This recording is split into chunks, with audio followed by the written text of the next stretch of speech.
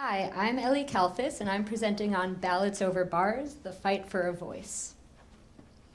So, if you live in America, and if you just heard the presentation before mine, you've probably heard about mass incarceration. You may have heard that America incarcerates the most people of any country, and in fact, of any civilization in history of the world. You may also have heard about the horrible conditions that people suffer in prison, such as maggots in their food, being sent to solitary confinement for decades on end, and being beaten and even killed inside.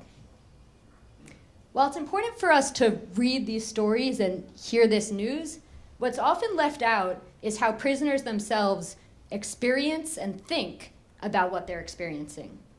We're never asked to see people in prison as thinkers, doers, organizers, people with agency. The reason that I started this oral history project is because I was doing criminal justice reform work in Massachusetts, and I met a number of prisoners who really cared about the right to vote. They felt that if they were able to vote, they would be considered part of community, and they would be able to have an impact on the laws that affected not just them, but their family and friends on the outside.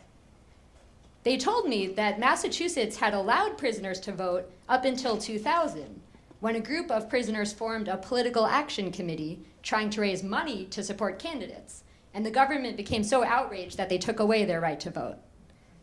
With that context, I started interviewing formerly incarcerated people to ask them about the methods of activism that they took while incarcerated. I learned about Carl Valleca and Luis Perez, two men who ran for office, for public office in Massachusetts while incarcerated in prison. They took furlough time so that they could hold meetings at local bars and government offices. They had platforms such as moving Greyhound bus stops closer to the prison so people could visit their families easier, and also about putting more money into education so that the criminal justice system would not constantly be expanding. While neither of them ultimately won, Carl received 599 votes back in 1976, and the majority of those votes were from people outside of the prison. In my oral history interviews, people focused a lot on the Norfolk Lifers Group, which was a group of men sentenced to life without parole, meaning that they would be dying in prison, who decided that civic engagement was the one way to keep the prison safe and to build community inside. They held voter registration drives, arranged meetings with legislators, created their own literary magazine and newspapers.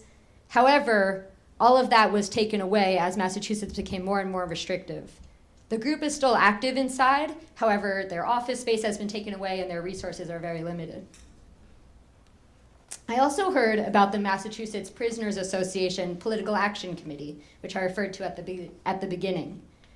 Prisoners in Massachusetts refer to this as the huge changing point in Massachusetts prison history. So a group of prisoners formed this political action committee, filing the state paperwork and all of it, and asked someone on the outside to serve as their unofficial lobbyist. They were motivated to form the PAC because the governor at the time was threatening to privatize the Massachusetts prison healthcare system and had sent hundreds of prisoners to Texas because of prison overcrowding. They hoped that by raising money, they could have more of a voice in the policies that affected them. However, as I said, the governor and the legislature amended the state constitution in 2000 to take away their right to vote. Things may seem pretty dismal, but currently and formerly incarcerated people still have hope. Here is a clip that I will end on from one of my interviewees, Gregory Diachenko. And everybody out here, a lot of people, especially my family, like, why are you involved in that? What do you care about the water conditions at Norfolk? You're not there anymore. You need to put prison behind you. And I'm like, you guys don't understand. I grew up with people in there for 34 years. How can I leave them behind? That was me. I was dying in there. I've been given this opportunity to come out here, right? And I'm going to speak up. I'm going to say what's right, what needs to be done, you know? And I'm going to be voting too. And guess what? My family's going to be voting too. Okay? And that's how we do that, you know? Thank you.